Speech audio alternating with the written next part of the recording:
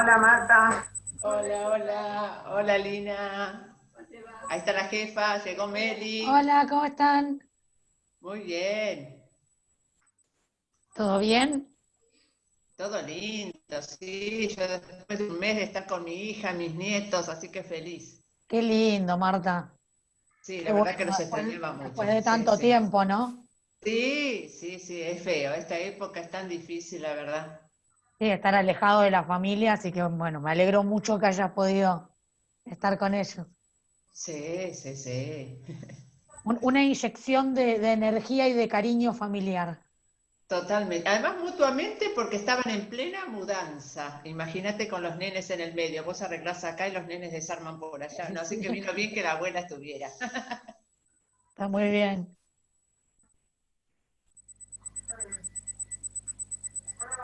Bueno, vamos a esperar unos minutos a Hola que se vayan. Meli. Hola, Lucía. Vamos a esperar unos minutos a que se vayan sumando. Sí. Vamos a hablar de la vacuna rusa. Bueno, si quieren también hablamos de la vacuna rusa. Hay muchas inquietudes, Hay muchas inquietudes con todas las vacunas igual, pero especialmente se inquietan con la rusa, pero bueno, vamos a hablar de pero eso. porque ya las compramos, me parece. En realidad hicimos un compromiso de compra, no es que ya la compramos. Lo que hay es un compromiso de compra cuando la vacuna atraviese todas las fases que tiene que atravesar. No es que ya la compramos sin que atraviese las fases.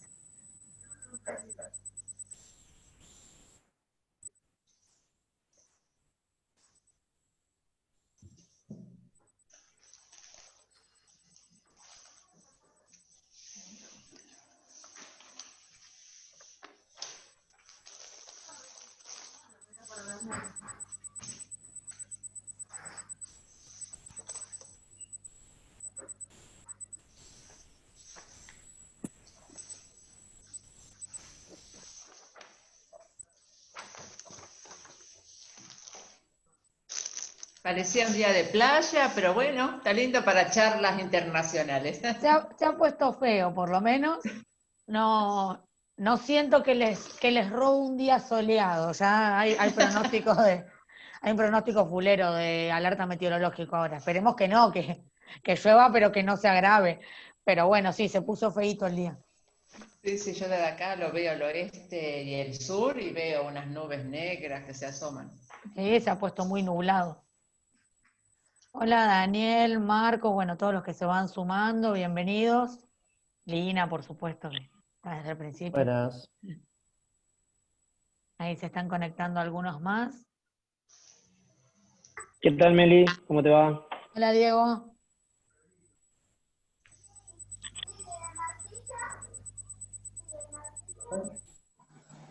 Hola, ahí aparecí. Hola, buenas tardes. ¿Qué Ay, tal? Hola, Melissa. Celina, qué bueno. ¿Celina dijo? Sí, sí. ¡Ah, qué suerte! Bueno, pero no escucho. Muy bien. Sí, yo te veo bien.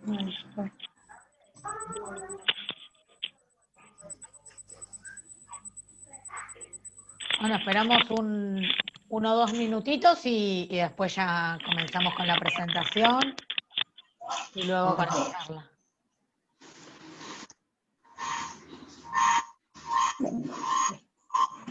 Ahí te veo vos, Celina.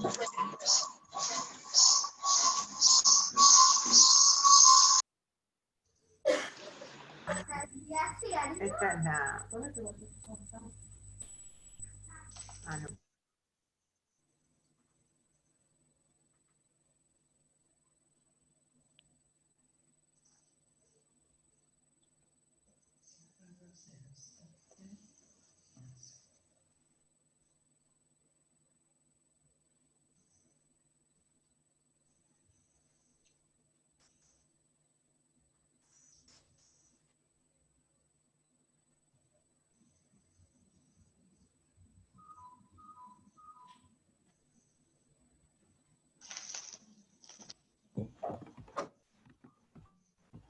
Celina, Melissa. pasa? ¿Qué hago? Sí, Celina, vas a tener que tenerlo en silencio tu audio, me parece, ¿no, Meli? Ahí yo la muteé. Hola, Victoria. Tanto tiempo sin ver. ¿Cuánto ¿Cómo tiempo? estás? Bien, ¿vos? Bien, ¿Ustedes? muy bien. Gracias, bien. Hola, Hola, buenas tardes. Patricia. Hola, grupo. ¿Cómo están? Bien, bien. Vamos a ver qué pasa en Rusia. Vamos a ver qué pasa en Rusia y en el espacio postsoviético general, no solo en Rusia. Vamos a hablar un poco de todo el espacio postsoviético hoy. Pero bueno, Marta, si querés, te paso la administración para que vayas Bueno, comentando. vamos a ver, que estoy practicando así con tus presentaciones. Vamos. Pongo la administración. Muy bien. Ahí está. Ok. Ok, momento, compartir. Momentito. Presentación. Ay, esperen, esperen un poquitín. Voy a reducir mi página, salir pantalla completa. Esto es lo que quiero abrir. Esto. Entonces ahora voy de nuevo al Zoom. Momento, acá estoy, acá lo amplío, ahora pongo compartir, a ver si me sale. ¡Sí! Creo que sale. ¿Me escuchan bien, cierto? Sí, te escuchamos perfecto, Marta. Perfecto. Bueno, estamos nuevamente ante charlas de actualidad internacional. Esto será en el marco de Plaza a Libro Abierto. Plaza Libro Abierto es una actividad conjunta de la Biblioteca Municipal y Popular Revolución de Mayo y de su asociación de amigos. La Asociación de Amigos es una asociación sin fines de lucro que fue creada el 23 de septiembre de 2011. Está constituida por una comisión directiva de 8 miembros y por la comisión revisora de cuentas con 4 integrantes. Mantiene desde su inicio reuniones quincenales, inclusive durante el verano. El ciclo de actualidad internacional forma parte desde hace 2 años de las actividades que el primer sábado de cada mes propone la Asociación de Amigos. Es un gran gesto de la licenciada magíster Melissa Centurión el de continuar por medio de la aplicación Zoom con la exposición de sus charlas en este año tan complicado. Acá vemos algunas de las imágenes de la publicidad de otros eventos donde Melissa nos ha dado charlas de tantos temas. Y para terminar esta breve presentación, vamos a pasar 30 segundos nada más del himno de la Unión Soviética.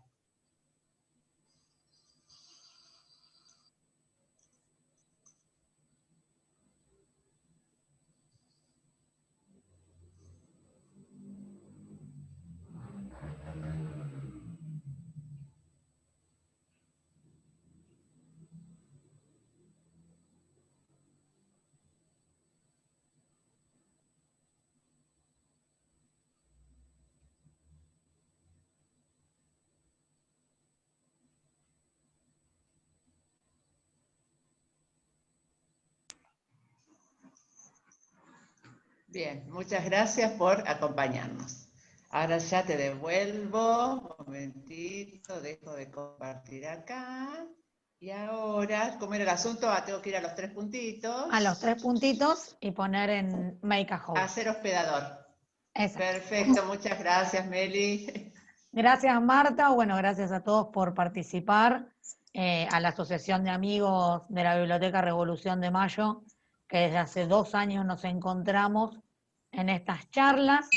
De hecho, sí, creo que el mes pasado o el anterior hemos cumplido ya los 2 años consecutivos. En este año, con esta modalidad, con el Zoom, porque es lo que tenemos. Esperemos que el próximo año podamos encontrarnos en la biblioteca. Si todo sale bien con las vacunas, bueno, hablaremos un poco de la vacuna rusa hoy también, ya lo demandaron. Y bueno, vuelvo entonces, como siempre, a agradecer el espacio y a todos los que un sábado a las 3 de la tarde están en esta charla.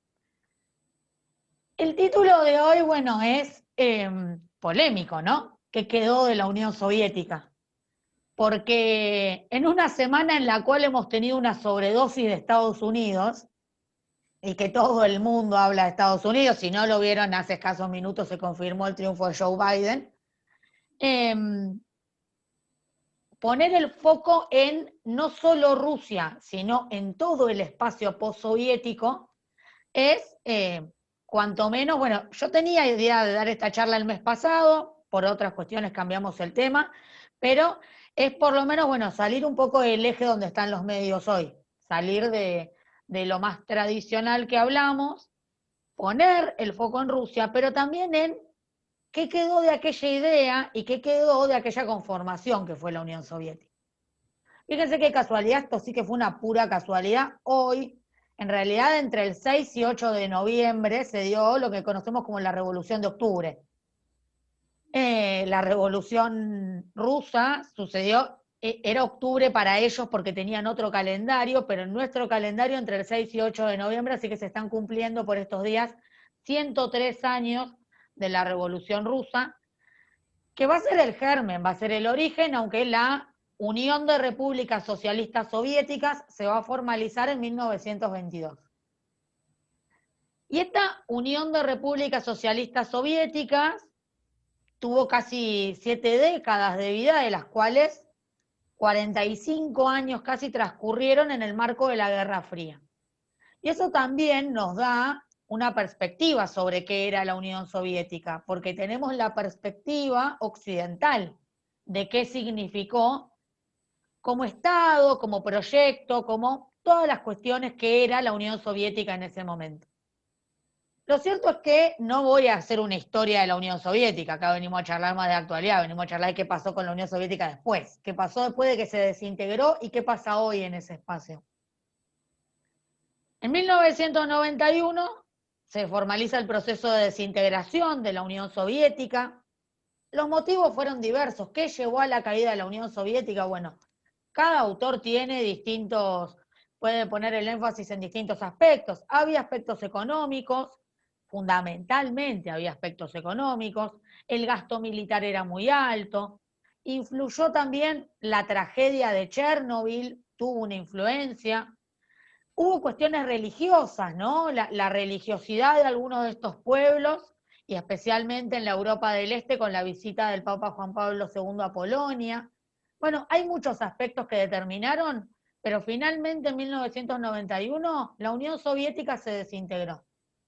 Y de esa desintegración surgen 15 repúblicas independientes. 15 repúblicas independientes de las cuales quizá la mayor herencia de la Unión Soviética está en Rusia, y es obviamente la república más grande, pero hay un montón de países que fueron parte de este armado. Digo, los voy a enumerar, pero luego los voy a plantear como regiones, ¿no? De lo que era la Unión Soviética, se independizó en Rusia, Ucrania, Bielorrusia, Georgia, Azerbaiyán, Armenia, Letonia, Lituania, Estonia, Moldavia, Kazajistán, Kirguistán, Tayikistán, Turkmenistán y Uzbekistán. 15 exrepúblicas soviéticas, pero que tienen muchas diferencias entre sí. Es decir, podemos hablar de algunas regiones en este espacio postsoviético, por ejemplo, Letonia, Lituania y Estonia como los países bálticos, todos aquellos terminados en Stan como el Asia Central, Azerbaiyán, Armenia y Georgia como el Cáucaso, es decir, tenemos distintas regiones y distintas realidades. Si pensamos en Rusia, el más grande y el país más poderoso, ¿no? Y el centro de la Unión Soviética, la desintegración significó para Rusia una gran humillación. Para los rusos fue perder esa capacidad imperial. La Unión Soviética era un imperio. Y los rusos habían sido el imperio zarista y luego fueron la Unión Soviética. Y este proceso de desintegración se vivió en el pueblo como una humillación. Pero además, la década del 90, una década muy dura para los rusos. Muy dura porque la transición del comunismo al capitalismo se hizo sin escalas. Muy dura porque esto llevó a que muchos rusos pasaran hambre, pasaran miseria. Y además van a aparecer actores como las mafias, como los empresarios que se van a quedar con la propiedad de las empresas que antes eran estatales, que van a dominar la escena económica de Rusia. Y además había una figura, ¿no?, que fue el presidente de los 90, Boris Yeltsin, que no hizo nada tampoco para que los rusos no lo vivieran como una humillación a esto. A partir del 2000 y con la llegada de Putin, porque es interesante entender, Putin despierta sentimientos encontrados, ¿no? Hay quienes lo aman y quienes lo odian. Pero hay que entender por qué lo apoya el pueblo ruso en todo caso. Y qué es lo que significa Putin y qué es lo que significa para los rusos haber vuelto a un lugar de preponderancia en el escenario internacional. Cuando llega Putin en el 2000, va a iniciar un proceso en Rusia que va a tener que ver con devolver al país al escenario internacional, con volver a tener poder político y también recuperar la economía. La economía de Rusia se va a recuperar durante la década del 2000, por supuesto que con base en las exportaciones de materias primas, sobre todo recursos energéticos. Rusia es uno de los principales productores de petróleo del mundo hoy, uno de los principales productores de gas natural, tiene uranio, tiene muchos recursos energéticos, y esto en la década del 2000, que las materias primas tuvieron un ascenso en los precios importante, le dio la posibilidad a Rusia de recuperarse económicamente. Pero además esta recuperación económica le permitió a muchos rusos poder tener un nivel de vida digno, poder volver a tener seguridad económica, lo que habían perdido en la década del 90. Y a partir de esta recuperación de la economía, Rusia va a encarar también una recuperación de su papel en el escenario internacional. Aquí va a ser clave algunos hechos. Cuando terminó la Guerra Fría, en ese momento Bush padre le promete a Gorbachov que la OTAN no se iba a disolver, pero tampoco se iba a ampliar. Pero esta promesa de no ampliar la OTAN no se cumplió. Inmediatamente comenzó a ampliarse la OTAN hacia países del este de Europa, pero hubo un momento clave que se va a dar en el año 2008, que va a ser el intento de sumar a Georgia en la OTAN.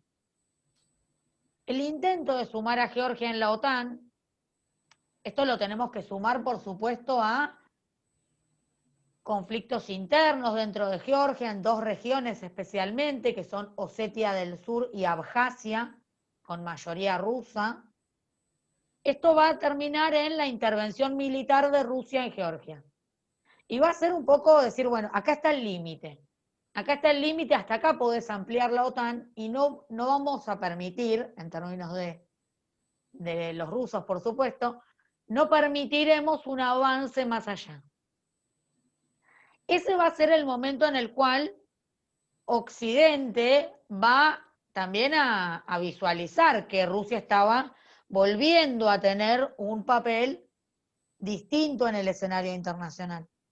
Pero además esto va a volver a poner en el escenario la vocación imperial rusa y una idea que se va a plantear en el pensamiento estratégico y en las ideas que tenía que llevar adelante el Estado, que es la protección de los pueblos rusos. Proteger a los pueblos rusohablantes en todo el espacio postsoviético y ampliar el espacio de poder. Entonces, la política exterior y la política interior de Rusia a lo largo de estas 2 décadas con Putin en el poder va a buscar posicionar, por supuesto que en términos económicos, Rusia está muy lejos de ser una potencia económica. Está muy lejos de las primeras economías del mundo. Pero tiene recursos estratégicos, como los recursos energéticos principalmente, y busca en realidad tener ese papel de preponderancia desde lo político, desde lo militar. Esto va a hacer que amplíe el espacio, que amplíe un poco su influencia sobre el espacio postsoviético y también va a buscar ampliar su influencia en otras regiones. En estos últimos años hemos visto cómo Rusia amplió su influencia en Siria, cómo interviene en el conflicto de Libia, y por supuesto que en todos los conflictos o externos o internos que sucedan en las ex repúblicas soviéticas. Hay una frase que va a plantear Putin en el año 2000, la plantea, que es interesante porque hay una nostalgia de lo que significó la Unión Soviética en el pueblo ruso. Hay una idea que después le va a plantear de el hombre soviético, el homo soviéticus. Pero Putin en el 2000 dijo, quien no lamenta la desaparición de la Unión Soviética como era, no tiene corazón. Y quien quiere recrearla como era, no tiene cabeza. Esta idea de a todos, a estos pueblos, por supuesto, tenemos un afecto hacia la idea de la Unión Soviética, pero recrearla tal cual era no tiene ningún sentido racional. Y pensar, que bueno, eso es lo que vamos a apuntar sobre el final de la charla, pensar en que el comunismo soviético sigue existiendo es una locura. Entonces, hay una necesidad, y esto es la idea de por qué también la figura de Putin es tan importante para los rusos, un poco por esto que decíamos, ¿no? Los rusos vuelven a estar en esta posición de poder, los rusos vuelven a ser protagonistas del escenario internacional, pero también es un pueblo y es un país enorme, con una gran diversidad étnica, con una gran diversidad religiosa. Digo, si pensamos en la enormidad que significa Rusia, es muy difícil, y esto ha sido histórico, poder liderar un país tan diverso. Es por esto que para muchos rusos es esencial para gobernar Rusia ser un líder fuerte, ¿no? Esta idea del liderazgo fuerte. Pero además está esta idea del Homo Soviéticus. Y el Homo Soviéticus es un trauma profundo que maltrató el tejido social ruso y que es transgeneracional, atraviesa las generaciones. Quien fue afectado por ese trauma, esto lo dice una autora que se llama Svetlana Alexievich, se siente más cómodo viviendo en una sociedad totalitaria o en una que restauró muchas de las formas institucionales que funcionaban en los tiempos de la Unión Soviética. Esta idea de que mientras brinde seguridad, no importa perder ciertas libertades. Claro, esta idea del Homo Soviéticus o del hombre soviético no solo está presente en Rusia, sino que también va a estar presente en otros países del espacio postsoviético. Cuando la Unión Soviética se desintegró y se convirtió en 15 repúblicas independientes, quienes se hicieron cargo del gobierno en estos estados eran las viejas élites comunistas, porque no había partidos políticos, no había experiencia de participación política. Entonces, en casi todos estos países, quienes van a tomar el gobierno e iniciar la transición van a ser quienes gobernaban mientras eran parte de la Unión Soviética. Y en muchos de estos países, bueno, hasta el día de hoy, en muchos siguen gobernando, esto significaba cierta seguridad para el pueblo. También es cierto que, algunos años después, comenzó a darse un proceso que se conoció como las revoluciones de colores. Las revoluciones de colores que incluyen en Ucrania la revolución naranja, la revolución de las rosas, fueron movimientos que buscaban democratizar los sistemas políticos, hacer un recambio de la dirigencia política, pero que también tuvieron un componente muy importante de la influencia pro-occidental y pro-europea. Es decir, no se trató solamente de los pueblos buscando democracia, que en muchos casos era así, por supuesto, sino también de los intereses, sobre todo de la Unión Europea, de ampliar su ámbito de influencia en aquellos países que están en Europa, y de Estados Unidos de ampliar su área de influencia, o de China en estos últimos años, en los países de Asia Central. Entonces, si nosotros dividimos este gran espacio que era la Unión Soviética en regiones, vamos a analizar un poco, bueno, qué pasó en estos años en cada una de estas regiones. Una de las regiones, dijimos, es el Cáucaso.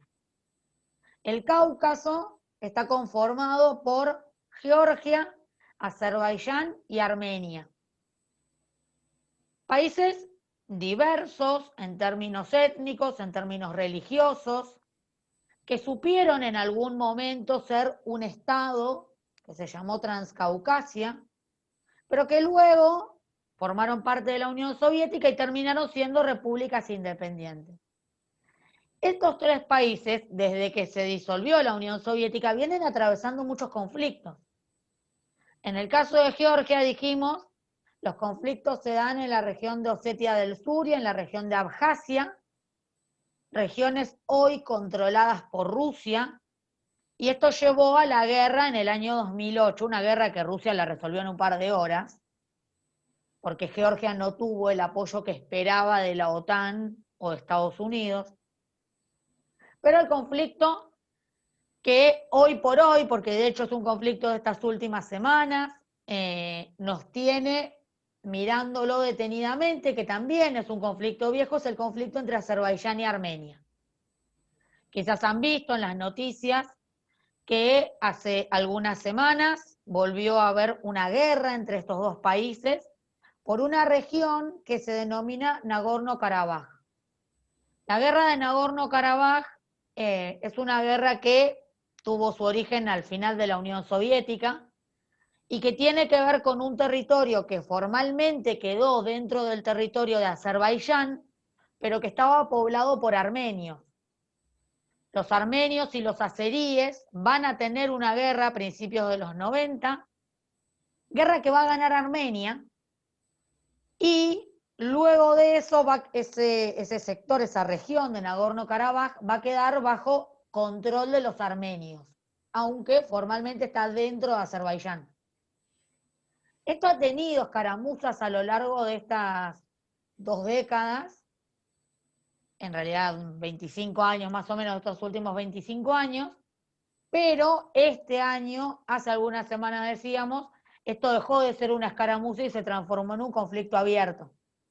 Un conflicto abierto, el de Nagorno-Karabaj, que tiene además algunas otras complejidades.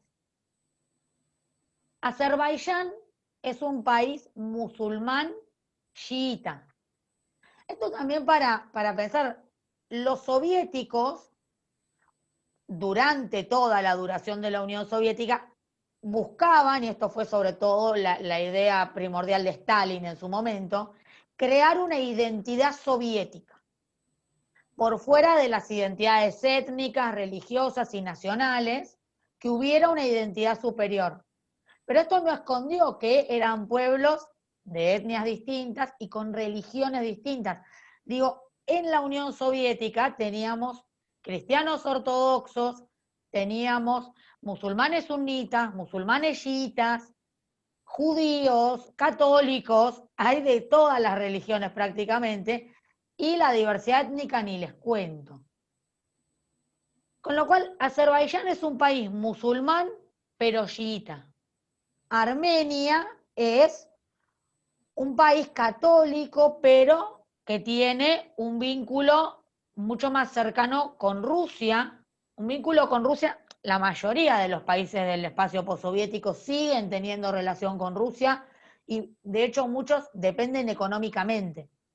Pero en el caso de Armenia esto es muy notorio, la dependencia económica que tiene respecto de Rusia. Entonces, en este conflicto del Nagorno-Karabaj, los armenios tienen el apoyo de Rusia y los azeríes, Azerbaiyán, tienen el apoyo de Turquía. Turquía es musulmana sunita, Pero ¿cuál es el interés de Turquía en este conflicto? Bueno, hay dos intereses principales. Uno tiene que ver con estar en contra de los armenios, recordemos el genocidio armenio, que los turcos nunca han reconocido ni van a reconocer. Y el otro interés que tiene es porque Azerbaiyán tiene muchos recursos energéticos y tiene hay unas propuestas para trabajar conjuntamente con Turquía en lo que es la exportación de gas a la Unión Europea para que dejen de depender tanto los europeos de Rusia. Esta es una guerra que está sucediendo hoy. Esta semana no hablamos de la guerra en Nagorno-Karabaj porque todos los medios apuntaron a Estados Unidos. Pero sigue sucediendo la guerra, aunque se han firmado altos al fuego, los están violando permanentemente. Se sabe que hay mercenarios operando, que los turcos han llevado mercenarios sirios, que los rusos también tienen ahí una operación. No ha intervenido hasta ahora, pero podría intervenir Irán también en este conflicto, porque Irán es la cabeza del Islam chiita. Entonces, verdaderamente es un escenario muy, muy complejo y muy volátil. Entonces, ahí tenemos una guerra que está sucediendo y que no solamente va a tener implicancias en Nagorno-Karabaj, sino que también, digo, hace algunos días se veían imágenes de turcos saliendo a buscar a armenios en Europa. Es decir, realmente genera un escenario de conflicto. A ver, nunca estoy de acuerdo con las guerras, yo quisiera que hubiera siempre paz. Pero además, esta guerra es una guerra que quizá comparada con, no sé, la guerra de Siria u otros conflictos que fueron monumentales en cantidad de muertos, nos parece que, bueno, no ha muerto tanta gente. En realidad cada muerto cuenta, pero además es un conflicto de muy difícil solución. Son estos conflictos que quedan medio entrampados, porque no solamente hay actores internos, los que están en disputa, en este caso Azerbaiyán y Armenia, sino también actores internacionales con sus propios intereses en la región. Entonces, el Cáucaso es una región que desde que la Unión Soviética se fracturó, ha estado permanentemente en conflicto. ¿Y por qué es una región tan importante además para muchos países? Porque por el Cáucaso atraviesan gasoductos, oleoductos, y hay muchos recursos energéticos importantísimos, tanto para Rusia como para la Unión Europea, y ahora también para Turquía. Después tenemos otro escenario, que es el escenario de Asia Central. Escenario que conocemos muy poco, del que hablamos muy poco, y que tiene países también muy distintos entre sí, aunque todos terminen en Stan, ¿no? Kazajistán, Kirguistán, Turkmenistán, Tayikistán y Uzbekistán. Este espacio es mayoritariamente, como espacio geográfico, son países que son mayoritariamente musulmanes. Países que antiguamente fueron muy importantes porque eran el centro por el cual transitaba la vieja ruta de la seda, ¿no? Por allí transitaban los mercaderes que iban hacia India o China y de allí hacia Europa. Son países en su mayoría con baja densidad poblacional y son realidades totalmente diferentes. Entonces, alguna mención a cada uno de ellos. Kazajistán, por caso, es el país más grande de todos ellos en extensión territorial y el que mejor desarrollo económico tuvo. Es un país que creció económicamente, que tiene buenos vínculos tanto con Rusia como con Estados Unidos como con China y que exporta recursos energéticos fundamentalmente. Casi todos estos países tienen importantes recursos energéticos. Gas natural, petróleo, recursos minerales.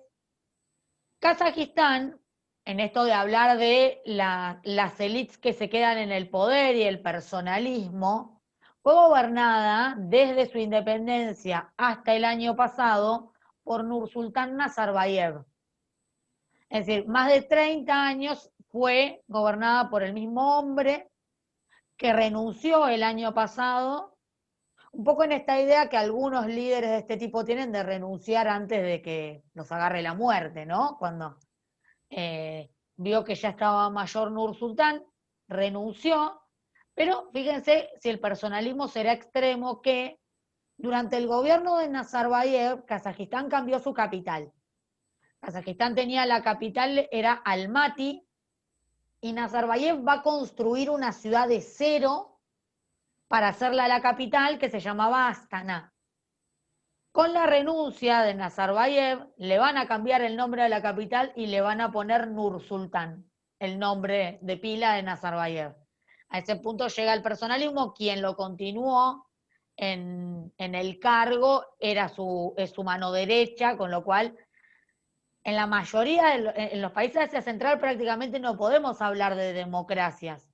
Hablamos de autoritarismos competitivos, hablamos de democracias no liberales, regímenes híbridos, pero lo cierto es que cuando un gobernante gana con el 97% de los votos, a mí me genera algunas dudas, como mínimo. No habría ahí mucha oposición. Uno puede pensar hasta 60, 70% de apoyo, bueno, está muy bien, puede tener mucho apoyo ese candidato, pero cuando prácticamente no hay partido de la oposición con una intención de voto que supere el 10 o 20%, no estamos hablando de un régimen democrático. Tampoco sé si estos países están para tener un régimen democrático liberal como nosotros lo conocemos. Son culturas diferentes, son culturas políticas diferentes y que no tuvieron durante toda la etapa de la Unión Soviética experiencia de participación política. No había partidos políticos. Entonces, tampoco uno puede pretender instalar la democracia liberal al estilo occidental y que funcione, porque no siempre va a funcionar. Entonces, Kazajistán es el país más desarrollado de Asia Central, económicamente la población está bastante bien, además, para la extensión territorial que tiene está escasamente poblado. Después tenemos lo opuesto, Tayikistán. Lo opuesto en Asia Central es Tayikistán, un país pobrísimo, pero pobrísimo, de donde en los últimos años, fíjense, este dato es muy notorio, se hizo un análisis de la procedencia de la mayoría de los terroristas suicidas en los grupos terroristas, ¿no? Y había una predominancia de tayikos. O sea, hay ahí, entre Tayikistán y Uzbekistán, en la zona que se llama el Valle del Ferganá, o del Fergana, hay una región de Asia Central que hay que mirarla, hay que estar atentos. ¿Por qué? Porque es una región muy pobre, pero además con una altísima población joven y con un desempleo casi del 50%. Estas son condiciones que generan el caldo de cultivo perfecto para los grupos violentos. Entonces, hay ahí un temor de que el Estado Islámico, Daesh, ISIS, que se nutrió de muchos combatientes de Asia Central, no, se nutrió de combatientes de todo el mundo, aunque nosotros pensemos en el Estado Islámico y pensemos en Siria, en el Estado Islámico combatían europeos, canadienses, de Asia Central, rusos, sobre todo en ese caso chechenos, es decir, se nutrió el Estado Islámico de combatientes de todo el mundo. Pero allí, en este Valle del Fergana, hay un caldo de cultivo un poco explosivo, porque la exclusión, el desempleo, la pobreza, la marginalidad y una población eminentemente joven que no ve posibilidades de futuro, genera todas las posibilidades de que se puedan sumar a estos grupos violentos, porque además son musulmanes, ¿no? Entonces las interpretaciones fundamentalistas pueden tener ahí un mayor asidero. Después tenemos los casos de Kirguistán y Uzbekistán, que están quizás en un punto intermedio de desarrollo económico. Y el caso de Kirguistán hace algunas semanas también fue noticia. Claro, por ahí yo digo fue noticia porque sigo las noticias de todo el mundo, pero no sé si fue tan noticia Kirguistán. Para mí sí, porque hubo incidentes luego de las elecciones que se denunciaron que fueron fraudulentas. Hubo incidentes, esto llevó incluso a que prendieran fuego oficinas del Senado, liberaron a presos, dirigentes políticos que estaban presos, y casi que dieron un golpe de Estado. En realidad termina renunciando el presidente y el primer ministro, y termina ocupando el cargo de primer ministro uno de estos dirigentes políticos que estaba preso, que ni siquiera tenía un cargo electo de parlamentario, nada, como que lo ponen ahí. Una cosa bastante loca todo este proceso. Lo cierto es que ahora en diciembre y enero se van a celebrar nuevas elecciones en Kirguistán, pero hay un proceso de inestabilidad política ahí también de cierta complejidad. Y el último, que la verdad que está para que nos hagamos dulce un día y hablemos solamente de ellos, es Turkmenistán. ¿Por qué digo esto? Porque vieron que siempre hablamos de Corea del Norte y de lo loco que está Kim Jong-un y del régimen cerrado de Corea del Norte. Turkmenistán es Corea del Norte con menos prensa. Es un país absolutamente cerrado, en donde su presidente, Gurbanguly Berdimuhamedov, tengo que leerlo porque es imposible acordarme el apellido, Gurbanguly prohibió, por ejemplo, que se diga la palabra coronavirus. No se puede decir la palabra coronavirus dentro de Turkmenistán. Le prohibió a los hombres, en un momento que él iba a visitar una región de Turkmenistán, como él se estaba poniendo canoso, le prohibió a los hombres que se tiñan el cabello. Se tenían que dejar las canas, porque si él tenía canas, todos tenían que tener canas. Bueno, es un hombre muy excéntrico, pero además realmente Turkmenistán es un país muy cerrado, es de los países, después de Corea del Norte, es el que menos libertad de prensa tiene. O sea, Corea del Norte es el que menos libertad de prensa tiene en el mundo, está último en libertad de prensa, le sigue Turkmenistán. ¿Qué diferencia tiene con Corea del Norte Turkmenistán? Que Turkmenistán tiene recursos económicos porque tiene recursos energéticos. Entonces, y exporta, o sea, hace negocios Turkmenistán con el mundo, a diferencia de Corea del Norte. Pero me refiero a lo cerrado del régimen y a que, por ejemplo, no se puede salir de Corea del Norte, no se puede emigrar legalmente. Quien se va de Corea del Norte y tampoco de Turkmenistán, quien se va de Turkmenistán es considerado como en Corea del Norte un desertor y no puede volver nunca, y si lo atrapan directamente a la cárcel o peor. Entonces, Asia Central es una región que tiene la complejidad de que mayoritariamente la población es pobre, aunque algunos países tengan muchos recursos. Es una población muy joven, es decir, la proporción de jóvenes respecto del total es importante. Son musulmanes. Y puede ser ahí un escenario volátil para que los grupos terroristas puedan operar. Porque además los grupos terroristas suelen aprovechar aquellos espacios donde hay menos control del Estado.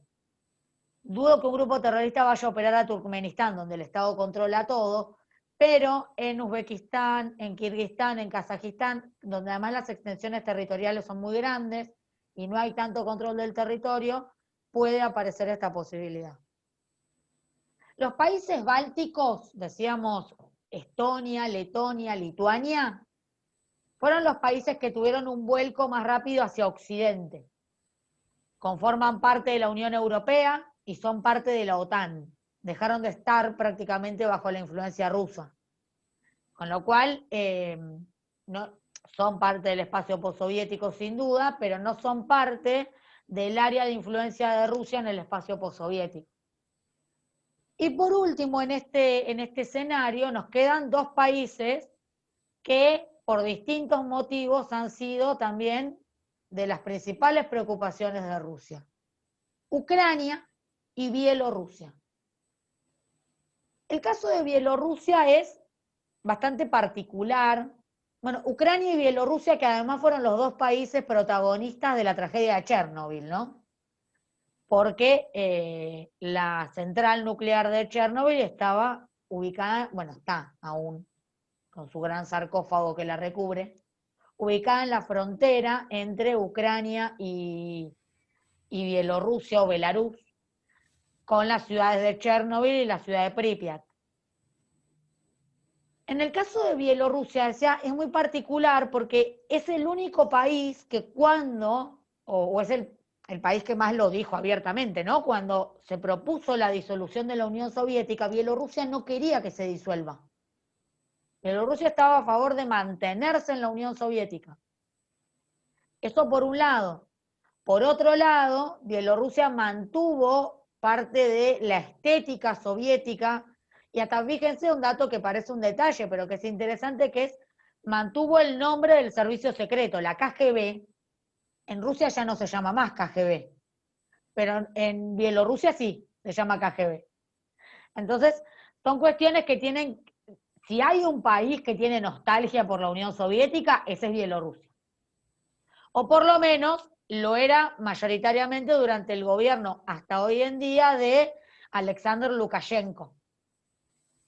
Y además es un país que mantuvo, a diferencia de los otros, más de la mitad de su economía centralmente planificada por el Estado. La industria en Bielorrusia es estatal, está en manos del Estado, las empresas son estatales y prácticamente no hay empresas extranjeras. Hay propiedad privada, pero lo que no hay es prácticamente empresas extranjeras. Sin embargo, aunque tiene la mitad de su economía centralmente planificada, le ha ido bien económicamente a Bielorrusia todos estos años. Le ha ido bien, tiene una industria bastante sólida y la población, tampoco se trata de pueblos tan consumistas, ¿no? O sea, nosotros por ahí pensamos en un nivel de consumo mucho más elevado desde Occidente de lo que piensan estos pueblos, que con tener necesidades básicas cubiertas, igual tienen más que las necesidades básicas cubiertas los bielorrusos, pero quiero decir, por ahí, si lo medimos en PBI per cápita, no es un PBI per cápita tan alto, pero hay poco desempleo, la gente tiene trabajo, tiene salario, tiene lo básico asegurado. Sin embargo, a pesar de este desempeño económico, que es tan bueno, en este último año, lo que en Bielorrusia es claramente un gobierno autoritario, porque tiene una dictadura, se le dice la última dictadura de Europa, que es el gobierno de Lukashenko, se vio enfrentado a manifestaciones populares que todavía se están realizando. Como digo, es un régimen autoritario que ha bloqueado a la oposición. Los opositores en muchos casos están presos, en otros casos terminan exiliándose. Y la realidad es que, aunque algunos otros partidos se presentan en las elecciones, es una pantalla. Las gana siempre Lukashenko y por amplia mayoría. En esta última campaña electoral que se realizó este año, van a aparecer unas figuras importantes, principalmente la figura máxima, que es Svetlana Tikhanovskaya.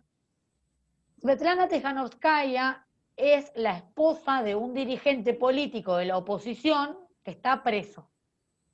Ella, junto con otras dos mujeres, que también son las esposas de dirigentes políticos presos, van a encabezar una alternativa a Lukashenko en las elecciones.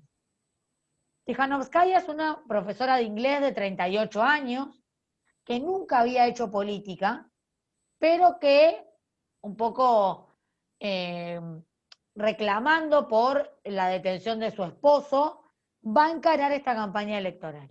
Y también pidiendo democracia, porque de hecho en su campaña, Tikhanovskaya va a plantear que si ella llegaba a la presidencia, en 2 o 3 meses iba a convocar a nuevas elecciones, pero en las que se pudieran presentar todos los candidatos.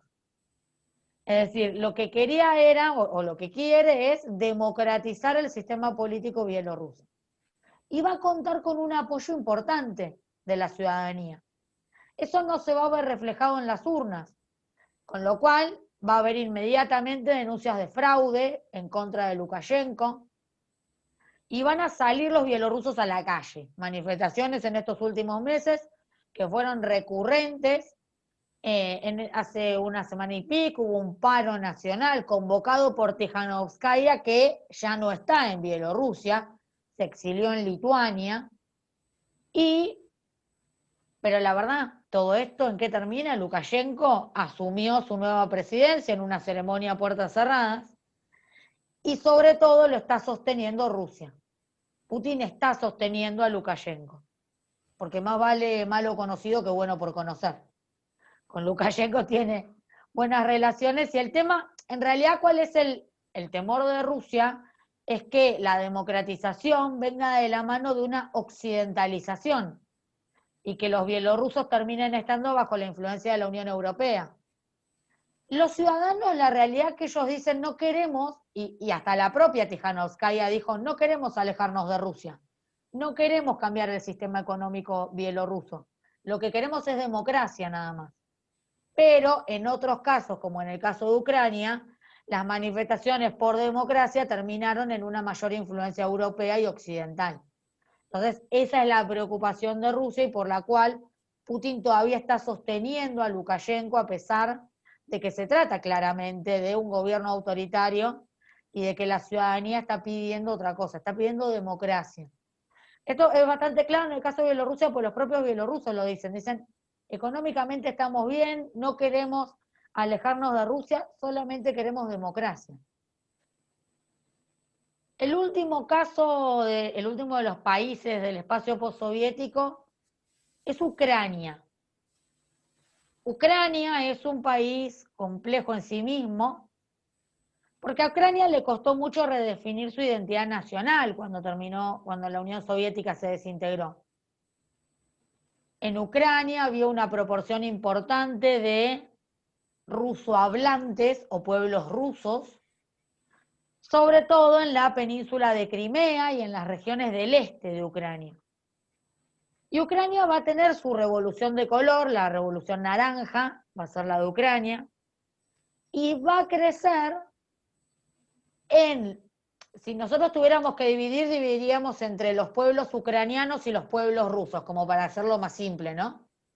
Entre los pueblos ucranianos, la intención de mejorar el vínculo con la Unión Europea, de tener un acuerdo comercial, de occidentalizar Ucrania, mientras que los pueblos rusos que viven en Ucrania querían todo lo contrario, tener un vínculo más cercano con Rusia y no tener ningún acercamiento con la Unión Europea.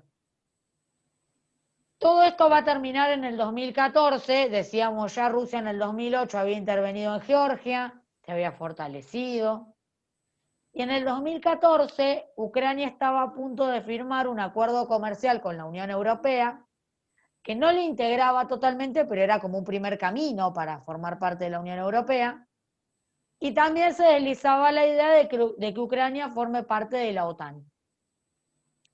Quien era el presidente en ese momento en Ucrania era prorruso, pero va a enfrentar manifestaciones en las calles masivas de los ucranianos, que van a estar en contra de la decisión del gobierno, que fue bajarse de este acuerdo con la Unión Europea. Todo esto en lo que va a terminar, por supuesto, es primero en un cambio de gobierno, pero además en el referéndum en la península de Crimea, referéndum en el cual, por supuesto, va a haber una intervención de Rusia, pero lo cierto es que en la península de Crimea viven mayoría de pueblos rusohablantes. Por lo cual Crimea se va a independizar y se va a anexar a Rusia. Y va a comenzar también a partir de allí un conflicto, una guerra de baja intensidad en las regiones del este de Ucrania, Donetsk y Lugansk.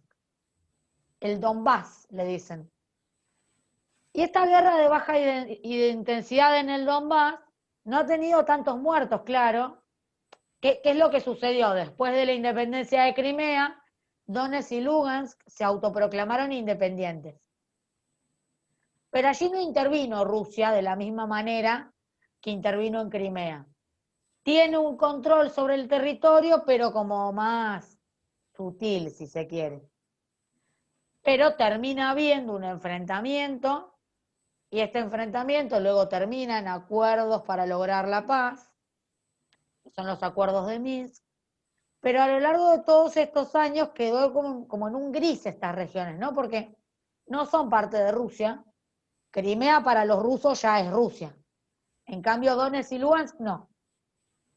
Pero, a la vez, los ucranianos no, por ejemplo, el año pasado hubo elecciones en Ucrania, y en las elecciones en Ucrania, los ucranianos de Donetsk y Luhansk no votaron. O sea, los ucranianos ya no los consideran adentro, pero tampoco están adentro de Rusia. Están ahí en un limbo en el cual quienes sufren las consecuencias, por supuesto, son los habitantes de estas regiones, que además son regiones que eran de las más ricas de Ucrania, de las que más contribuían al PBI ucraniano. En Ucrania hoy gobierna un actor, Volodymyr Zelensky, actor de novelas y series, que llega al poder por la crisis profunda que va a atravesar el sistema político ucraniano y que parece que se está mostrando como una buena posibilidad de apertura al diálogo. Habría algún camino de diálogo con el gobierno ruso para poder resolver finalmente este escenario de guerra de baja intensidad en el Donbass. Este es un poco un perfil general de qué pasó en todo el espacio postsoviético, ¿no? ¿Y qué queda de la Unión Soviética entonces? La realidad es que de la Unión Soviética queda una identidad, queda esta idea del Homo Soviéticus, queda un fantasma también, una ilusión. Para algunos la nostalgia. Pero además en estos últimos años, y sobre todo en esta última etapa, queda un enemigo al cual culpar el comunismo soviético. Vieron que hay mucho discurso anticomunista hoy en día. Pero el comunismo soviético ya no existe. No existe como tal. Rusia es un país capitalista, con fuerte presencia del Estado en la economía, sí, pero es capitalista. Todo el escenario postsoviético se volvieron países capitalistas. No son, en la mayoría de los casos, democracias liberales, pero sí son países que abrieron sus economías y que no tienen regímenes comunistas. Pero aparece en estos últimos años la idea del comunismo como el enemigo. La falacia del discurso anticomunista, porque ese comunismo como tal ya desapareció. Desapareció cuando se fracturó la Unión Soviética y terminó de desaparecer con la transición del comunismo al capitalismo. Países comunistas como fue el comunismo en la Guerra Fría ya no quedan. Corea del Norte, quizá, pero en realidad incluso en Corea del Norte hay un mercado negro que está operando de forma capitalista, con lo que es el tráfico y el contrabando de productos provenientes de China. Esa idea de la Unión Soviética sí permanece en muchos de estos pueblos y especialmente en el pueblo ruso como el motor de la búsqueda de volver a ser un imperio y de volver a poner a Rusia en el lugar que para ellos tendría que estar. En algunos países del espacio postsoviético, de la Unión Soviética, queda una historia, queda una forma de hacer política, fundamentalmente eso sí, ha quedado una forma de régimen político que no son claramente democráticos y que tienden a concentrar autoritariamente el poder. Pero para Occidente lo que quedó de la Unión Soviética es hoy un enemigo al que culpar cuando el capitalismo no funciona. Un enemigo al que culpar de los males de Occidente. Fíjense lo que ha sido, y sí yendo a la noticia de la semana, ¿no? Pero lo que ha sido los discursos en la campaña electoral en Estados Unidos. Digo, los demócratas y Joe Biden creo que están a kilómetros, a años luz de los comunistas. Sin embargo, el discurso de Donald Trump fue plantear que los demócratas eran comunistas y que iban a llevar el comunismo a Estados Unidos. Esto que nos puede parecer quizá nada, ¿cómo va a decir que? Bueno, pero esto entró en cierto sector del electorado. Entró en el electorado cubano-americano, entró en el electorado venezolano que vive en Estados Unidos, entró en los sectores que ven en el comunismo, que la verdad que ni Venezuela es comunista, ya ni Cuba es comunista, a ver. Cuba es socialista cuanto mucho, pero ya ni Cuba es comunista. Entonces, pero es un discurso que sirve para demonizar alternativas un poco más progresistas y decir, no, no, te vas a convertir en un comunista, como dicen que nos vamos a convertir si nos ponemos la vacuna rusa. Bueno, abro el espacio para conversar un poco. Algunas aclaraciones sobre la vacuna rusa que me preguntaban cuando empezábamos. La vacuna rusa, lo que firmó nuestro país es un compromiso de compra. Un compromiso de comprar 25 millones de dosis cuando la vacuna atraviese todas las fases de prueba necesarias. Es decir, no la vamos a comprar antes de que atraviese las fases. ¿Por qué? Hay algunos datos que siempre intentan asustarnos con eso. En realidad, si me asusta una vacuna, me asustan todas. Y si quiero una vacuna, quiero todas. Que compren todas. Que compren la de Oxford, la de AstraZeneca, la rusa, la china. Traigan toda la vacuna del mundo por mí. Después está en la decisión de cada uno si se vacuna o no se vacuna, pero la rusa no es mejor ni peor que las otras. Los rusos tienen una enorme historia y tradición de elaborar vacunas. Digo, fueron quienes elaboraron la vacuna contra la polio. Y además tienen una historia de probar las vacunas en ellos mismos. Porque vieron que una cosa que se dijo es porque la probaron en la hija de Putin. Sí, porque ellos tienen la historia de probarlo en ellos mismos las vacunas. Cuando elaboraron la vacuna contra la polio, los científicos que la desarrollaron, la probaron primero en sus nietos, en sus hijos y sus nietos, y en sus amigos, en los hijos de sus amigos. Porque es una forma para ellos de decir, bueno, si es segura en mi familia, es segura para todos. Y también en esto de desmitificar la vacuna rusa, ¿por qué lograron hacer una vacuna tan rápido? Bueno, todos, ¿por qué lograron hacer una vacuna tan rápido? Porque hubo mucha plata. Normalmente no hay tanta plata para hacer vacunas y por eso tardan tantos años en hacerlas. Acá pusieron una torta de plata en todos lados.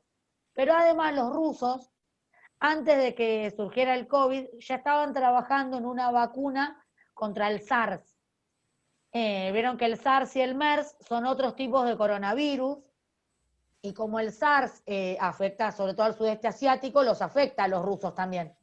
Entonces, los rusos ya estaban trabajando en una vacuna contra el SARS, que quienes saben dicen que la estructura de la vacuna les servía para avanzar en la vacuna contra el COVID. Ojalá que todas las vacunas atraviesen todas las fases, que haya muchas vacunas seguras, para que podamos volver a encontrarnos en la biblioteca, entre otras cosas, para que podamos volver a la normalidad, dejemos de tener clases virtuales y todo lo que extrañamos de la pandemia. No me da más miedo la vacuna rusa que la de Oxford o la de AstraZeneca o la de Pfizer. ¿Todas tienen la debilidad de tener poco tiempo de pruebas? Sí, obviamente. Todas van a tener. Catalina la Grande también probó una vacuna, es verdad, creo que era la vacuna contra la viruela la que probó Catalina la Grande en ella misma, antes de probarla en el pueblo. Pero lo cierto es que, decía, si me generan dudas todas las vacunas porque fue un proceso muy acelerado, eso es cierto, un proceso rápido de las fases de prueba. Todas las vacunas pueden tener efectos secundarios, todos los medicamentos, digo, miren el prospecto de cualquier remedio, no te dan ganas de tomar nada. Pero en este momento espero que la vacuna esté lo más pronto posible y celebro que le compremos a todos los que tengan vacunas. Ya salió ahí el compromiso de compra para la de Oxford, creo, también por 25 millones de dosis, una vez que se atraviesen todos los periodos de prueba, es decir, compren todas las que quieran por mí, así pronto termina esta pandemia en nuestro país. Abro el espacio para preguntas, consultas, debate. Marta, estás muteada.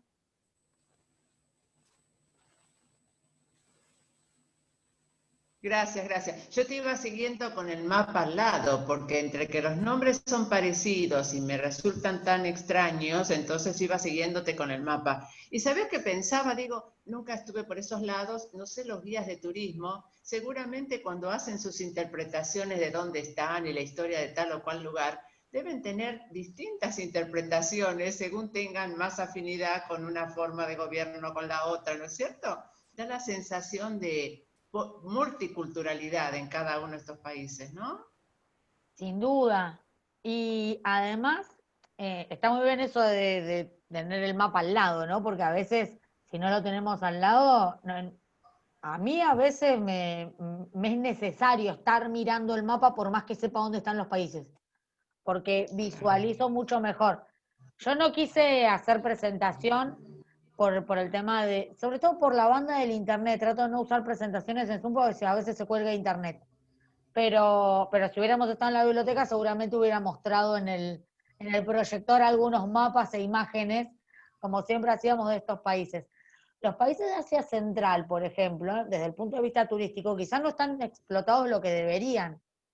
Hay en los países de Asia Central, en estos están, un patrimonio, hay de hecho muchos lugares que han sido declarados Patrimonio de la Humanidad por la UNESCO, porque por allí atravesaba, decíamos, la vieja ruta de la seda, hay mezquitas antiquísimas, hay ruinas de nada, civilizaciones, imperios que se cruzaban por ahí. Entonces, sí, hay, además, por supuesto, según cómo cada uno interprete la historia, ¿no? De qué lado de la historia nos ponemos para interpretar qué pasó en todos estos lugares, pero claro que sí.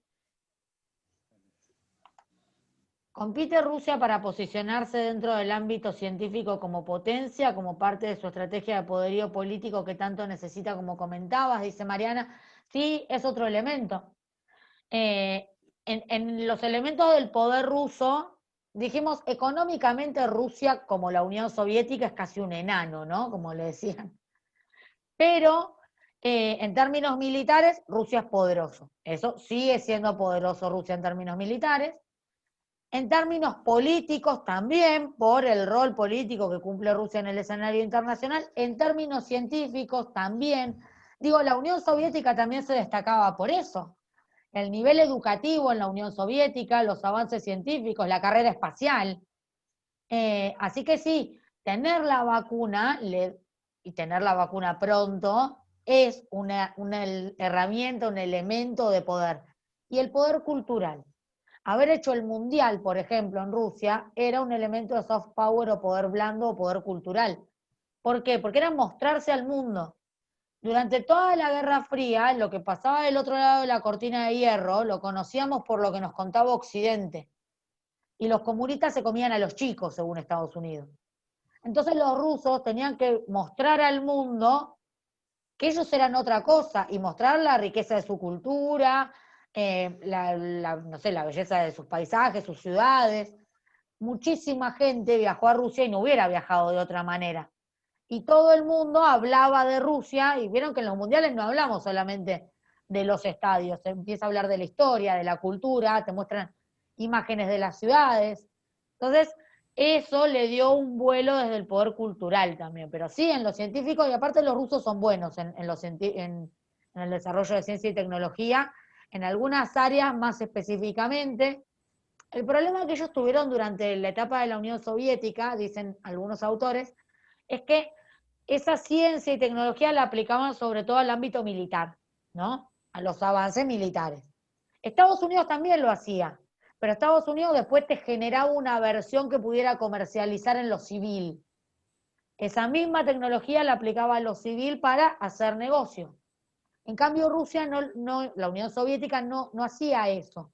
Entonces, como que el monopolio de la ciencia y la tecnología quedó en el ámbito militar y no se trasladó a la industria tanto como podría haberse trasladado. Pero sin duda hay ahí un capital desde lo educativo, desde lo científico, desde un capital de conocimiento en los rusos que pueden explotar y puede ser también un elemento de poder. Y además hoy la diplomacia de la vacuna es importante.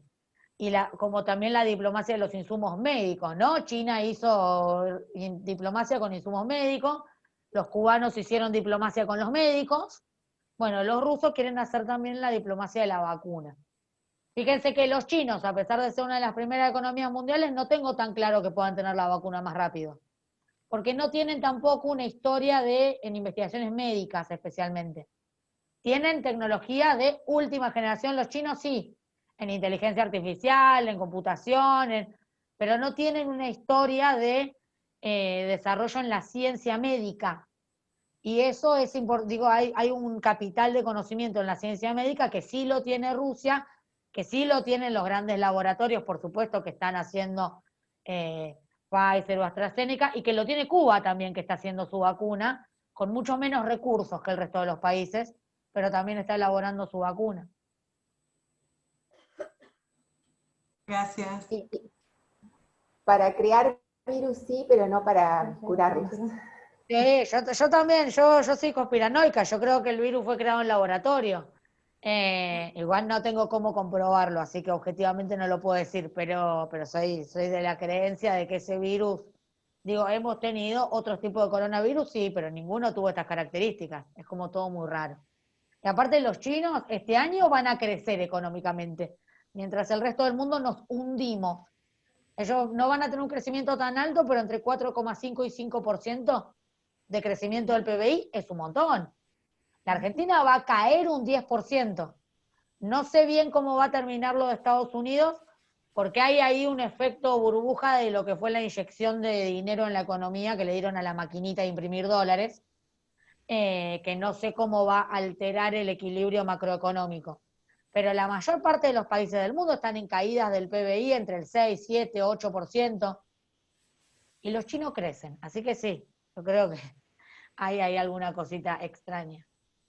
Igual, mira, te iba a hacer otra consulta, porque hablando de mostrar y demás, ¿por qué crees que pasa tan desapercibido esa dictadura tan loca, ¿no? de Turkmenistán, cuando a Corea siempre se la exponen?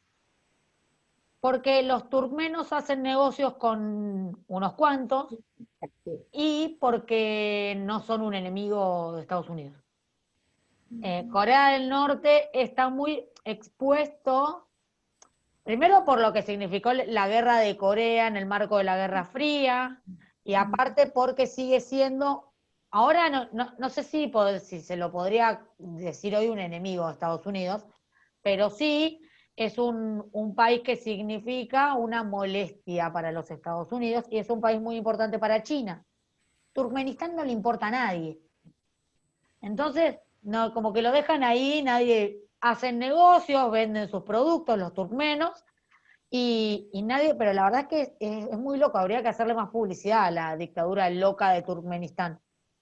Me voy a encargar de eso, voy a escribir algún artículo, algo para que se conozca un poco más del excéntrico gobernante Gurbanguly, porque no me va a salir nunca el apellido, así que lo llamo por el nombre de pila, Gurbanguly.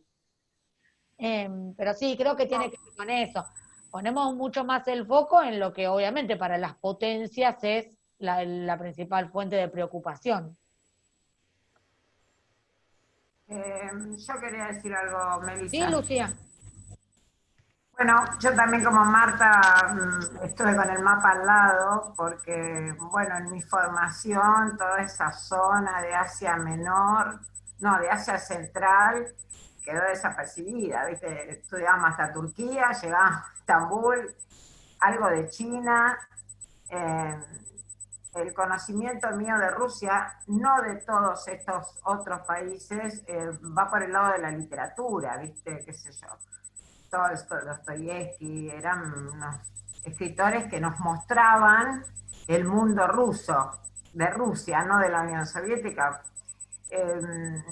Y yo lo que veía era la miseria, viste que yo me acuerdo del Capote o el padre Sergei, tantos cuentos, los miserables no, pero bueno, casi todos, la diferencia entre la vida de los zares y la vida del pueblo. El campesino ruso era ignorante, pobre, no tenía ningún acceso a calidad de vida.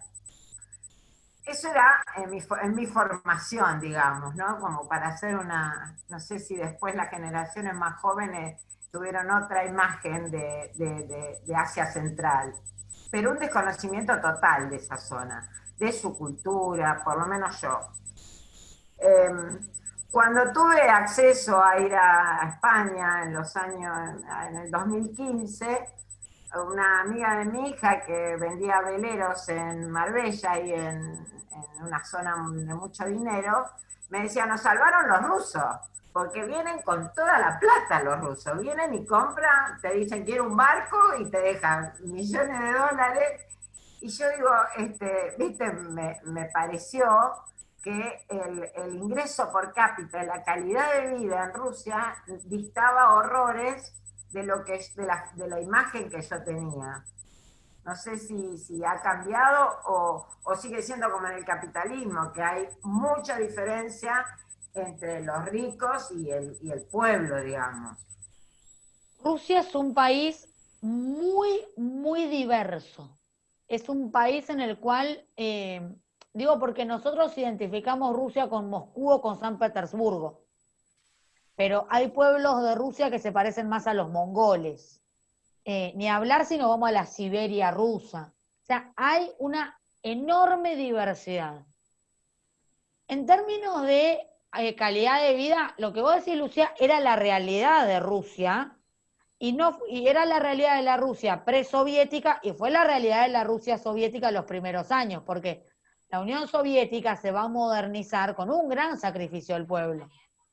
El pueblo se va a sacrificar muchísimo, y de hecho va a haber hambrunas en la Unión Soviética, porque además los métodos de producción agrícola de la Unión Soviética no eran muy eficientes.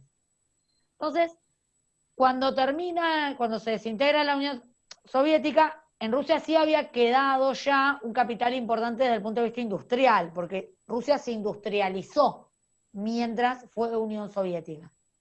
Y los 90 fueron una década, dijimos que fue un horror para los rusos, sí, porque la transición del comunismo al capitalismo fue un shock, pero generó un sector de los rusos que se enriquecieron mucho. Algunos lo llaman, pero lo llaman ellos mismos, los oligarcas rusos. Los oligarcas rusos son los empresarios que tenían un dinero cuando se desintegró la Unión Soviética y cuando Rusia inició la transición al capitalismo, y compraron las empresas del Estado. Las compraron por 2 monedas y luego se enriquecieron con esas empresas. Entonces, ¿hay un sector rico? Sí. ¿Hay desigualdad? Sí. Quizás no la desigualdad extrema que vemos en Estados Unidos, no hay esa desigualdad en Rusia, pero obviamente hay un sector que se ha enriquecido más, pero la ciudadanía no pasa las penurias que pasaba antes de la Unión Soviética, ni pasa las penurias de la década del 90. Por eso, digo, cuando entendemos el apoyo a Putin, lo tenemos que entender, por un lado, desde esto que decíamos, Rusia en el escenario internacional, qué bárbaro, los rusos somos un imperio. Pero hay que entenderlo por el bolsillo de los rusos. Los rusos, desde que llegó Putin, empezaron a tener un plato de comida asegurado, una vivienda asegurada y capaz que dinero para irse de vacaciones una vez al año. No tienen grandes lujos, pero tienen una seguridad económica que no tenían antes. ¿Tiene problemas económicos Rusia? Sí. Tiene un problema que tienen la mayoría de los países hoy en día en los cuales la población envejece, que es cómo sostener el sistema previsional, porque la población rusa ha envejecido y hay que sostener las jubilaciones, y eso le cuesta mucho dinero al Estado, y tienen una baja tasa de natalidad, tienen pocos hijos los rusos. Y es un país muy escasamente poblado para la extensión territorial que tiene. Con lo cual, parte del crecimiento económico también tiene que ir de la mano a un crecimiento demográfico, al menos de reemplazo. Que haya 2 hijos por mujer, 2 hijos por pareja, ¿no? Y eso no está pasando en Rusia, es un problema, la baja de la tasa de natalidad, que a futuro le plantea desafíos, ¿no? Para poder... Y por supuesto Rusia tiene hoy el problema de depender de las materias primas, sí, pero bueno, tiene diversidad de materias primas.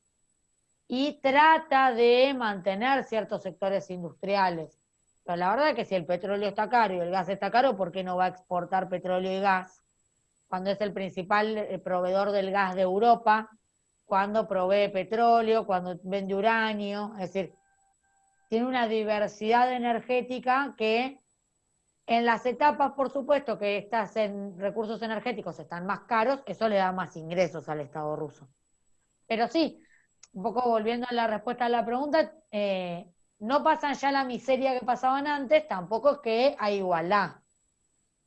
Hay un grupo de empresarios que se han enriquecido en la transición, sobre todo. Algunos de ellos, los oligarcas opositores a Putin, ya no viven en Rusia. Se exiliaron, sobre todo en Londres viven. Hay ahí un grupo de empresarios rusos viviendo en Londres. Por eso en la reforma de la Constitución que impulsó Putin este año, que le va a permitir gobernar eventualmente hasta el 2036, una de las cosas que establece es que para presentarse como candidato a presidente no se puede tener doble pasaporte ni doble nacionalidad, y hay que demostrar 25 años de residencia ininterrumpida en Rusia. Lo cual deja fuera a todos estos empresarios que hace años que viven en Londres o en otros países de Europa. La aprobaron a la reforma constitucional, así que esa es la constitución de Rusia ahora. La autora que les decía que habla del Homo Soviéticus, habla de la idea de un Putin colectivo, ¿no? Dice, no es la idea de Putin, es un Putin colectivo que tiene que ver con lo que significa Putin para la ciudadanía y con la seguridad que le devolvió al pueblo de no pasar hambre otra vez.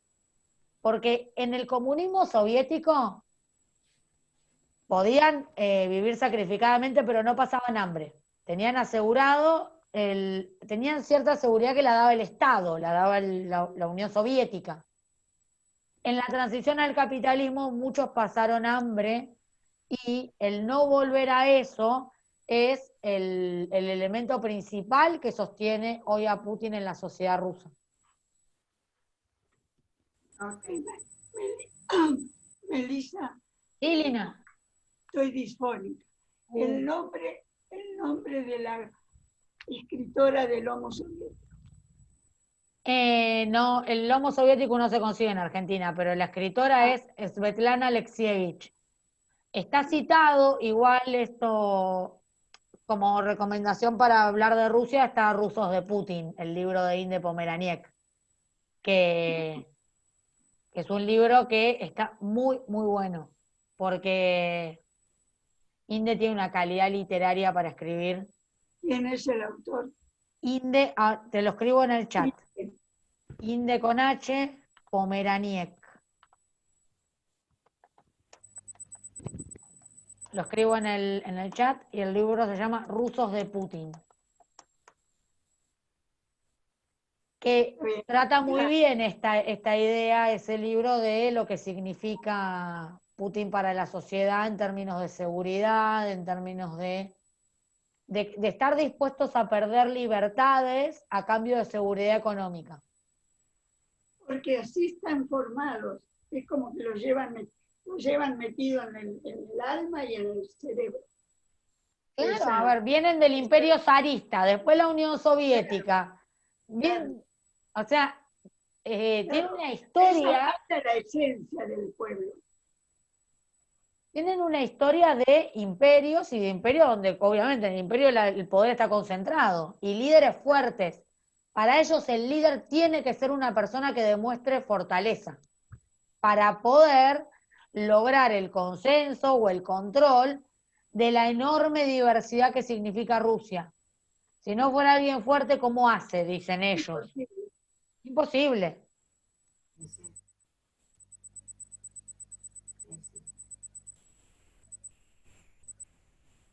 Bueno, ¿alguna duda, consulta, comentario?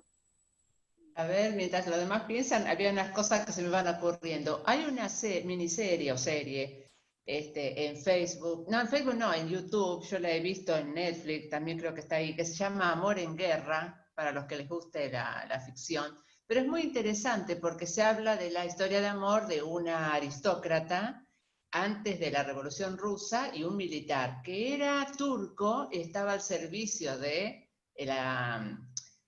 los zares. Y luego con la Revolución Rusa se ve cómo tienen que reubicarse en la sociedad. Y es muy interesante el rol de ella, porque ella pasa a ser, de tener toda una formación y una educación aristocrática, pasa a entender que tiene que ser empleada ahora. Es un shock tan grande en la psicología de este personaje que me parece que vale la pena al que le guste la ficción y está muy bien la recreación de época, muy, muy interesante, no sé si la han visto. Y otra cosa que se me ocurre preguntarte es lo siguiente. Una vez me pasó que compartí en un hostel con dos jóvenes judías, israelitas, perdón, israelitas eran. Y yo en un momento dado le pregunté si eran de Tel Aviv. Se pusieron tan contentas porque pregunté por Tel Aviv, porque dicen que los argentinos solo preguntamos por Jerusalén. Bueno, esto que indica mi ignorancia de conocer la visión de ellos, hace que no le pregunte a conocidos míos que nacieron en Egipto, pero se dicen armenios, ellos no son egipcios. Digo yo, ¿cómo interpretás eso? ¿Qué me querrán decir con eso? De que no son egipcios, son armenios. Porque los armenios tienen una cuestión identitaria. La diáspora armenia, que se va a dar sobre todo durante lo que se considera el genocidio armenio. O sea, el genocidio armenio no fue solo genocidio en términos de muerte, sino también de lo que significó un exilio y diáspora para los armenios. Hoy son más los armenios que viven en el mundo que los armenios que viven en Armenia. ¿Por qué? Porque ellos se siguen considerando armenios aunque no hayan nacido en Armenia. Hay una identidad muy, muy fuerte ahí de todas las colectividades armenias alrededor del mundo. Algo admirable de ese pueblo, ¿no? Como sostener la identidad en cualquier país donde estén. Incluso fíjense qué importante es la identidad armenia para ellos, que en las guerras por el Nagorno-Karabaj, una de las principales colaboraciones que tuvo Armenia para solventar el gasto militar fue de los armenios en el exterior. Que además, muchos armenios en el exterior tienen bastante plata, les va muy bien económicamente. Digo, hay algunos armenios famosos en Mar del Plata de muy buen pasar económico. Y ponen plata para su ejército. Entonces mandaron, no son remesas para ayudar a la familia, ¿vieron cómo sucede en otros países? Aunque también envían remesas en algún caso para ayudar a familiares, sino que fue poner plata para que el Estado pueda bancar el gasto militar. Ahí la cuestión la podrán explicar más los propios armenios, de este sentimiento que tienen, pero las condiciones de la diáspora han hecho que ellos se sientan armenios donde estén. Un palestino te va a decir que es palestino, no importa dónde nació. Claro. La diáspora palestina hace que, aunque ya haya generaciones que ni conocieron Palestina directamente, ellos son palestinos. Y hay una identidad ahí del pueblo generada también en la diáspora probablemente. No sé, es para hacer algún estudio de eso, sí, ¿no? Sí, pero, no, está muy interesante. Sí, y para sí, consultar a los propios armenios, ¿no? Porque esta cuestión tan de la identidad tan fuerte. Perfecto, gracias. Sí, me pasa como que una vez una amiga que estaba en Estados Unidos me dice, me puse de novia con un persa. Digo, con un persa, desaparecieron hace 1000 años los persas. Y después fui leyendo y fui enterándome que cuando emigró, lo echaron a Estados Unidos y lo recibieron, ellos mismos se decían persas, para no decir que eran iraníes o... Es que eran persas. Entonces, claro, sí, pero bueno, para los que más o menos estamos en la geografía actual, decir persas es lo mismo que decir babilónicos. Era como, históricamente hay un desfasaje. ¿En qué año se fueron? Se fue ya en el 79. En el 79 se fue el Shah. Claro. De todos modos, persa es la etnia. el Ayatollah Khomeini. Claro, pero bueno, no decían que habían nacido en Irán. Ellos eran persas. Y yo digo, bueno, pero persas ya no debe haber más. Pero bueno, era como vos decís, conservan su nombre, o les convino tal vez en Estados Unidos decirse que eran a sí mismos persas y no iraníes, creo yo. Persa es la etnia. Con lo cual, nosotros, por ejemplo, tenemos como nacionalidad, por ejemplo, los saudíes son saudíes como nacionalidad, los cataríes son cataríes, pero su etnia es árabe. Lo que sucede con los persas es que están concentrados en Irán como etnia. Entonces no los encontramos en otros países tanto como si los árabes. Está bien, pero cuando llegó el Shah a Estados Unidos, exiliado, era el Shah de Irán. Cuando llegó a Estados Unidos cambió y era persa. Claro, sí, era una forma de quitarle el nombre también de Irán. Era el Shah de Persia. El Shah era la autoridad de Persia todavía. Sí, ya era, el año 79. Ya era Irán como país, pero se autodenominaba, la denominación era el Shah de Persia. Sí. Bien. Estuvo acá en Argentina con la mujer en Bariloche, en la hostería del Jabalí, alojándose como Shah de Persia. Tipo muy excéntrico, todavía ¿no? Estaba en funciones, cuando todavía tenía funciones. Bueno, el Shah de Persia y la Revolución Islámica de Irán nos quedará para otro día. Sí, esto es interesante. Un caso interesante. Igual en la próxima charla en realidad vamos a hablar de qué nos dejó el 2020 y qué esperar del mundo post-pandemia. Si algún día llega el mundo post-pandemia. Agarrarnos la cabeza. Un resumen del 2020 vamos a hacer. Qué bueno, buenísimo. Tuvo algunas cosas interesantes el 2020. Digo, se recuperó la democracia en Bolivia, los chilenos votaron por la reforma constitucional, perdió Donald Trump las elecciones, digo. Tuvo algunas cosas interesantes. Y ahora en diciembre se vienen elecciones legislativas en Venezuela. Ha sido un año intenso en todo sentido, pero además ha tenido algunas cuestiones desde lo político, desde lo internacional, para hacer un breve resumen. Perfecto, muchas gracias, Meli, muchas gracias. Si les parece, lo dejamos acá. Hay algunos problemas con el audio por lo que estoy viendo, así que... Un gusto verte, Patricia. Gracias, Lina. Un gusto verlos a todos. Igualmente.